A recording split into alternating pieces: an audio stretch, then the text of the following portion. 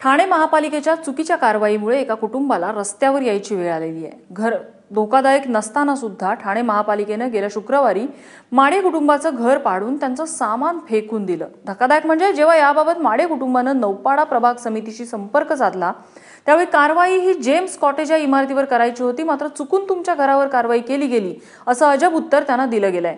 या प्रकरणाची आणखी एक बाजू म्हणजे जेम्स कॉटेज इमारतीतल्या रहिवाशांनी एका विकासकाला जुनी इमारत पाडून नवी इमारत उभारण्याचे हक्क दिलेले आहेत, मात्र त्यात अडथळा ठरत असल्यामुळे माडे यांचं घर पाडण्यात आल्याचं सांगितलं जात आहे। माडे यांचं घर जेम्स कॉटेजच्या मागच्या बाजूला होतं। या सर्व प्रकरणात महापालिकेच्या कारवाईबाबत मोठा संशय व्यक्त केला जातोय।